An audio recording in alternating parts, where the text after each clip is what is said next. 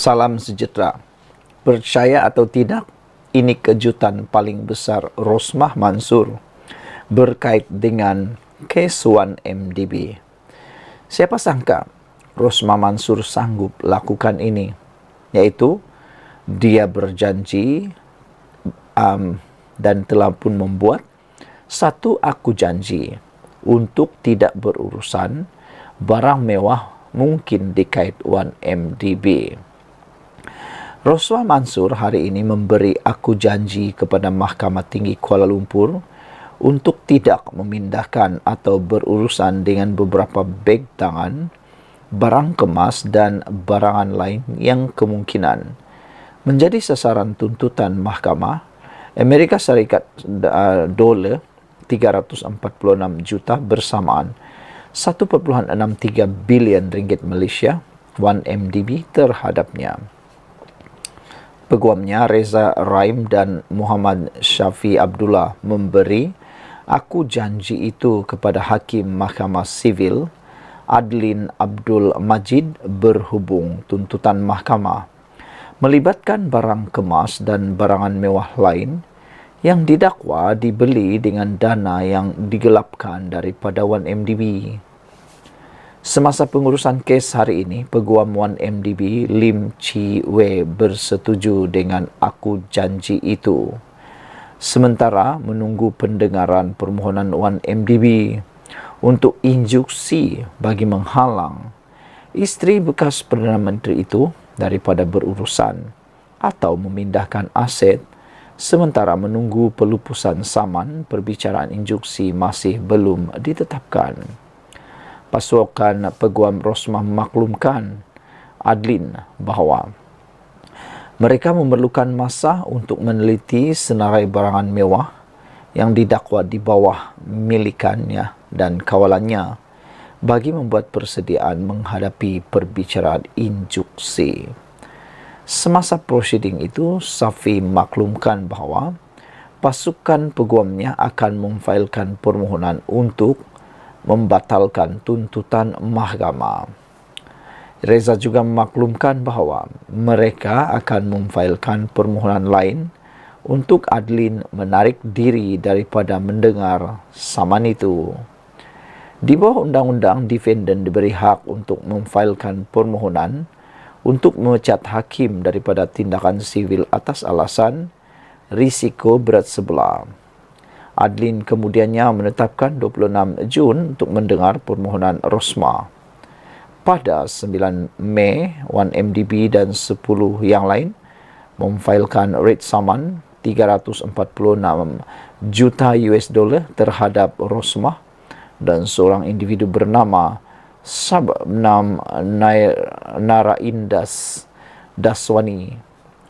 Menurut salinan writ itu, 11 pelanatif itu mendakwa Rosmah menerima beribu-ribu barang kemas, jam tangan dan beg tangan yang dibeli oleh Sabnam, di mana barang-barang itu didakwa dibeli bukan dengan wang kedua-dua mereka, tetapi dengan dana yang didakwa diselewengkan daripada 1MDB dan pelanatif lain. Saudara-saudara sekalian, sebanyak 320 pembayaran berjumlah 346 juta US dollar telah dibuat dakwa mereka. Selain mendapatkan perintah untuk memaksa Rosmah membayar lebih 346 juta US dollar kepada mereka, pelanatif juga meminta Mahkamah Sivil memaksanya dan defendant lain membayar ganti rugi atau pempasan yang setimpal untuk dinilai kemudian ganti rugi teruk dan atau teladan. Sekian dulu untuk kali ini. Jangan lupa tinggalkan komen anda. Bye. Salam sejahtera. Terima kasih kerana bersama dengan saya di Nazilin Unity Channel. Hari ini, tular di media sosial berkaitan dengan keadaan fizikal Faisal Halim, penyerang sensasi, pemain bola sepak Malaysia sensasi. Baru-baru ini kita digemparkan apabila berlaku serangan simbahan asid terhadap pemain kesayangan Malaysia ini yang telah memenangi anugerah penjaring terbaik ataupun jaringan tercantik ketika Piala Asia baru-baru ini. Faisal Halim, pemain yang luar biasa, kecil-kecil cili api dan sangat bagus bermain. Bagaimanapun kita digemparkan dengan keadaan fizikal tubuh Faisal Halim yang telah dimuat naik di banyak platform, keadaan tangannya yang terbakar, kepalanya yang juga ada bekas terbakar, dan juga keadaan emosi beliau. Namun demikian, yang paling menggembirakan kita ialah ini tindak balas respon Anwar Ibrahim, Perdana Menteri Malaysia, berkait dengan isu panas di Malaysia, yaitu kes Faisal Halim dan juga kes Zian Rayyan. Saudara-saudara sekalian, Anwar akhirnya tampil memberikan kenyataan berkait dua isu yang panas dalam masyarakat ini, yaitu kata Anwar Ibrahim, saya juga nak tahu. Macam kita juga. Sama seperti Anwar Ibrahim, saya pun nak tahu. Bagaimana dengan Anda? Pasti Anda pun nak tahu siapa pembunuh Zian Rayyan dan siapa pelaku khianat menyimbah asid ke atas Faisal Halim. Dan Anda pasti nak tahu juga kan, Anwar Ibrahim kata dia mahu polis melakukan siasatan rapi terhadap semua kes yang mendapat perhatian umum, khususnya membabitkan pemain Harimau Malaya Faisal Halim dan pembunuhan kanak-kanak autism Zian Rayyan Abdul Matin. Menegaskan tidak akan sesekali campur tangan. Perdana Menteri berkata, beliau memahami keresahan rakyat membabitkan kes terbabit. Sebagai sekarang riuh rendah kes penderaan pemain bola sepak, kes pembunuhan seorang kanak-kanak OKU, kata Anwar Ibrahim, kita prihatin. Saya Perdana Menteri, tetapi saya juga manusia. Saya juga nak tahu mengapa sampai jadi begini. Siapa yang sampai hati boleh dera dan bunuh dengan kejam seorang anak? Kalau saya, kata Anwar Ibrahim, saya nak polis jawab esok. Tapi proses kena lalui. Kita tak peduli siapa, tapi saya faham rakyat juga rasa resah, katanya lagi. Anwar Ibrahim berkata demikian ketika menyampaikan ucap tamah pada Himpunan Aspirasi Madani Rakan Pembimbing Perkhidmatan Awam di sini hari ini. Saudara, saya pun nak tahu juga seperti Anwar Ibrahim, siapa pelakunya yang kejam ini, dan kalau boleh, kalaulah orang itu tertangkap, khususnya yang menyimbah asid terhadap Faisal Halim, apa kata kalau dia dihukum, berikan hukuman yang paling setimpal sekali. Ada rakan-rakan peminat bola sepak, peminat Faisal Halim kata, buat macam yang dia buat. Kalau dia simbah asid terhadap Faisal Halim, beri dia rasa juga setitik air asid itu. Macam mana rasanya sakitnya dialami oleh Faisal Halim, kata netizen. Bagaimana pula dengan Anda? Tinggalkan komen Anda. Kita jumpa lagi. Bye-bye. Salam sejahtera. Akhirnya satu lagi rahsia, Parti Bersatu Parti Muhyiddin didedahkan oleh ahli parlimennya sendiri.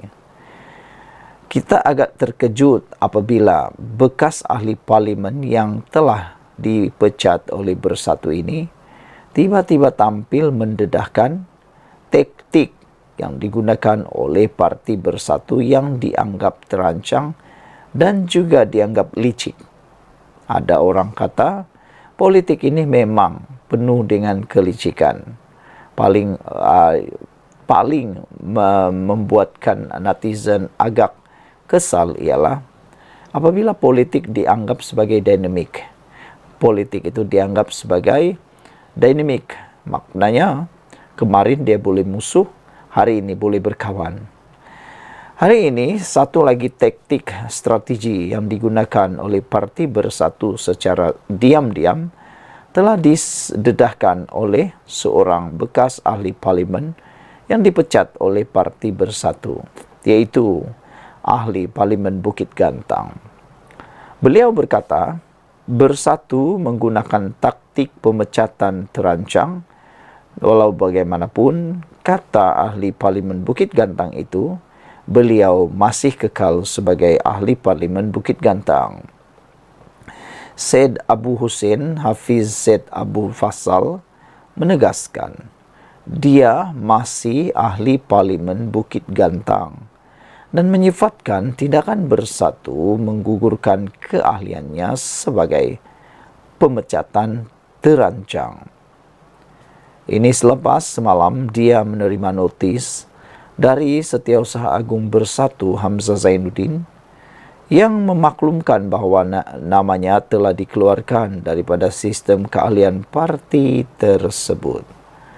Muslihat Parti Bersatu apabila membuat pindaan perlembagaan parti untuk memecat keanggotaan saya, membuat ugut-ugutan tersebut, seperti yang dilakukan oleh pemimpin kanan, serta siri keputusan-keputusan Majlis Pimpinan Tertinggi yang mencari ikhtiar menggugurkan keanggotaan saya, merupakan satu tindakan yang bersifat pemecatan terancang, katanya. Apabila Parti Bersatu menghantar notis rasmi bahawa mereka telah mengeluarkan nama saya dari senarai keahlian Bersatu, ini bermakna mereka telah mengambil tindakan untuk memecat saya. Perkara 49E dalam kurungan 2 kurungan C telah jelas menyatakan bahawa kedudukan saya selaku ahli Dewan Rakyat tidak terhenti apabila parti memecat saya daripada keanggotaan parti setelah nama saya dikeluarkan daripada senarai keahlian, katanya dalam kenyataan hari ini. Istilah pemecatan terancang biasanya digunakan untuk merujuk situasi apabila majikan sengaja menyusahkan atau menganiaya pekerja sehingga memaksa pekerja berhenti kerja. Mengulas lanjut, Syed Abu Hussein berkata, pindaan perlembagaan parti yang sengaja dibuat untuk memecat keahliannya itu mempunyai unsur berniat jahat serta tidak selari dengan perlembagaan persekutuan. Keabsahan pindaan perlembagaan Bersatu bersabit kedudukan ahli Dewan Rakyat adalah tertakluk kepada perlembagaan persekutuan sebagai undang-undang tertinggi negara, kata beliau, dan bukan sebaliknya. Dengan itu, pindaan perlembagaan Bersatu itu tidak memberi seberang kesan kepada kedudukan saya sebagai ahli Dewan Rakyat, kata beliau lagi. Bersatu telah pun menyerahkan notis keahlian terhenti secara serta-merta kepada 6 wakil rakyat yang mengisytiharkan sokongan kepada Perdana Menteri Anwar Ibrahim. Sekian untuk kali ini. Jangan lupa tinggalkan komen anda untuk isu kali ini. Paling penting sekali anda memberikan komen yang paling jitu. Kita jumpa lagi. Bye-bye. Salam sejahtera. Sudah tak tahan lagi, akhirnya Anwar tampil memberikan pengakuan umum keputusan yang paling tegas dan paling hebat sekali. Anwar menegaskan hari ini bahawa saya tak mahu jadi Perdana Menteri yang melindungi perasuah. Inilah Perdana Menteri yang kita tunggu-tunggu. Perdana Menteri yang serius memerangi rasuah, yang sanggup memilih jalan tidak popular semata-mata untuk memperjuangkan rakyat, memperjuangkan kemakmuran ekonomi negara, dan juga kesejahteraan negara. Perdana Menteri Anwar Ibrahim berkata, menegaskan, negara tidak mungkin akan selamat sekiranya tiada tindakan profesional serta tegas diambil terhadap sebarang salah laku atau rasuah. Saya setuju apabila Anwar kata begini, memang betul negara tidak mungkin akan selamat sekiranya tiada tindakan yang paling profesional dan paling serius terhadap rasuah. Saudara, rasuah ini bolehlah kita kategorikan sebagai penyakit yang amat busuk dalam masyarakat. Ia boleh juga dianggap sebagai kanser bara yang kalau tidak dipotong terus akan menyebabkan seluruh badan mati. Biarlah sebahagian anggota dipotong, jangan sampai seluruh anggota mati. Oleh itu, Anwar Ibrahim mahu polis Diraja Malaysia PDRM mengambil tindakan tegas mengikut fakta yang jelas terhadap penjenayah dan pesalah rasuah tanpa mengira status demi menegakkan keadilan. Anwar berkata, ramai dalam kalangan rakyat berasa resah dan mengeluh apabila siasatan kes jenayah dan rasuah mengambil masa yang lama. Namun, rakyat juga harus faham, langkah itu bagi memastikan siasatan dapat dilakukan dengan adil tanpa melindungi mana-mana pihak. Kata Anwar, saya tidak mahu jadi Perdana Menteri tetapi melindungi penjenayah atau perasuah. Jadi pastikan tindakan itu profesional, adil dan tidak menghukum sebelum ada fakta dan lihat kepada sudut undang-undang. Saya singgung perkara ini secara langsung dalam majlis ini kerana yang menjadi mangsa juga adalah ahli sukan yang giat dalam olahraga. Jadi jaminan itu penting supaya ada perasaan semua rakyat, baik ahli sukan ataupun penjawat awam, bahawa ada tindakan tegas, katanya ketika berucap di Majlis Anugerah Sukan Negara 2023. Turut hadir pada majlis itu Menteri Belia dan Sukan Hanayoh dan timbalannya Adam Adli Abdul Halim. Saudara, apabila Anwar Ibrahim menyatakan perkara ini, pelbagai reaksi timbul daripada netizen, khususnya rakyat Malaysia. Ada yang benar-benar setuju dan yakin bahawa Anwar Ibrahim adalah Perdana Menteri yang paling betul-betul serius memerangi rasuah. Ada juga yang menganggap sinis Anwar Ibrahim. Apa pula pendapat kamu semua? Pada pendapat saya, Anwar Ibrahim Perdana Menteri yang benar-benar serius memerangi rasuah.